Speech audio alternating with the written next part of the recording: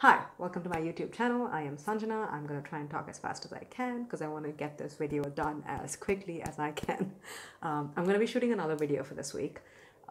I've realized that most of the videos I am making have been TBR-less, and I'm just talking about the books that I want to read, and I don't actually know much about those books already, so I'm not able to give you guys much information and not actually recommend them to you. Because I've already started blogging what I'm going to read this month. I'm going to continue that. I've already done 2 weeks of this. I'm going to do 2 more weeks of this. I'm starting a series where I recommend 5 books in each genre or subgenre, and I think I'll focus my energy on that this week and put that video out as soon as I can. I'm reading 2 books at this point, The Sixth Extinction and The Art of Seduction. Those are book number 8 and 9 for this month, so I am actually pretty much breezing through all my books. A little bit proud of myself, but let's not jinx it because I have another 15 days to go. So, okay, books I have are right here. Hopefully you guys can see them. I have actually one more book picked out, but that doesn't A, fit into the horror genre, B, it hasn't arrived yet. I've just ordered it a couple of days ago. It's a very last minute edition, and I'm not sure if I'm going to be able to finish that book, so I will mention it at the end of the video, but I'm not committing to it, just so we are clear. So these are the 4 books. Let's get through them as quickly as we can. Okay. First book is The Devotion of Suspect X by Keigo Higashino. This book is a massive bestseller in Japan. It was released in 2005 in Japan, and it was written in Japanese. The English version of this book was released in 2012. The movie about this book is made in 2017. That's a lot of dates that you guys didn't ask for, but I'm just telling you about it for no reason. My point is, this author is big. He's written a lot of books in mystery, horror, and thriller. The way I understand it is that he's the Stephen King of Japan. I don't know if that's an accurate comparison. We'll find out. And I say this having never read a single book by Stephen King. That's going to change by the end of this month because I have a book picked out for the next week, but I've never read Stephen King, so. Most of Keigo Higashino's books have been adapted into movies, maybe TV shows also, but definitely movies. Yeah, that's all I know. He's big.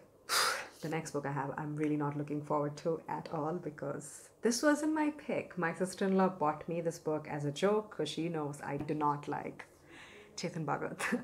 He's not terrible. It's not enough to hate him, not enough to like him. It's just, I think his writing is very mediocre. It baffles me how popular he is. I think part of the reason is a lot of the movies adapted from his books are better than his books. Like 3 Idiots and Kaipochi are much better movies than the book. And that's usually hard to do. It's usually hard to make movies that are better than the books. If you ask any reader, they always talk about how the movie didn't quite live up to the book. So, okay, let me introduce the book. So it's One Arranged Murder by Chetan Bhagat. So this is detective fiction. Having read the back and some of the reviews for it online, I've realized that this is actually a sequel to the book Girl in Room 105. The main characters in this book, Keshav and Shaurabh, have been already introduced in that book, and this is a sequel where Shaurabh is engaged to be married to a girl called Prerna, and one day she's dead, and then I think it's a whodunit and how this happens. I haven't read the first book. I have no intention of reading the first book, so I hope I don't need to have read it to understand anything in this book. Something about the back of this book is giving me Sonu ki Titu ki Sweetie vibes. Is it like girl bashing? I hope not. It seems humorous. Like, I don't think this is supposed to be dark and deep and gritty. I think it's just supposed to be funny thriller. So hopefully it's light. Hopefully I have nothing to complain about by the end of it, and it's just unremarkable like most of his writing, and I won't really mind it. I'm sorry if you're a Chetan Bhagat fan. Not really sorry though. The next book I picked out is not a book in the thriller horror genre, but as I said, I am picking out books that are horrifying in nature, which is The Gujarat Files by Rana Ayyub. This is a non-fiction book. Rana Ayyub is a journalist. She went undercover and assumed a different identity, and she interviewed a lot of bureaucrats and politicians in Gujarat to figure out what exactly went down in the Gujarat riots and who were complicit in it and what was the cover-up. And apparently there was a cover-up. it makes sense because no one really was indicted in it, because we all know like a lot of poor decisions have been made. Our current Prime Minister, Narendra Modi, and Amit Shah are from Gujarat and were in the pretty much the beginning of their political careers when the Gujarat riots happened, and they have both been accused of being complicit in the crimes against humanity and the atrocities, but have walked away with kind of clean slates. That might explain why this book has very polarizing reviews. So either people gave it 5 stars or 1 star. People are either praising it for being really brave and exemplary journalistic effort, or are really, really shitting on it for being like inaccurate and just criticizing the government for no reason.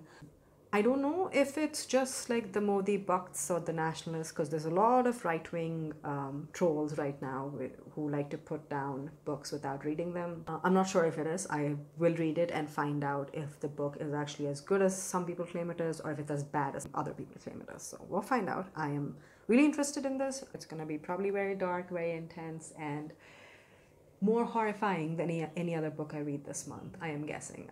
I've read 9 books this month, and the one that really, really terrified me was If Beale Street Could Talk, and that's not in the horror genre. So the last book I have is One of Us is Lying by Karen and McManus.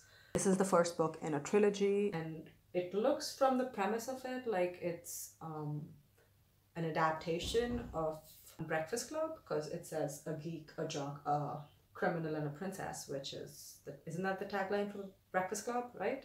They all go into detention together. There's 5 people that go into detention, though in Breakfast Club it's only 4. So the odd one out, the 5th one here, ends up dead, and we're trying to figure out why that happened, and definitely one of them did it, so who is it? It's gonna be young adult, high school, murder, thriller, detective fiction, and those all sound fun and breezy and light, so this should be nice to read this compared to my heavier books.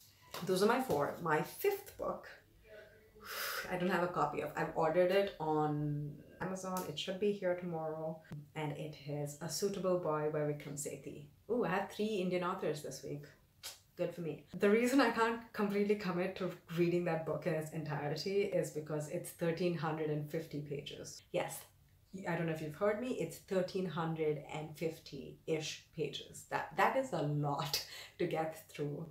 And it's a drama. It's not even like comedy or like thriller. It is drama, and dramas can get really dense really quickly. So the reason I'm doing this book now is because the book has been adapted to a TV show, and it is being released on 23rd of this month, so less than a week away. I don't know if I'll finish it on time. It doesn't really fit the horror theme because it has nothing to do with thrillers or horrors. I'm probably going to post another video in the next 3 to 4 days, and that video is gonna start a new series that I'm doing, and it's just going to be focused on book reviews and book recommendations. Yes. Okay. Thanks for watching my video. Bye.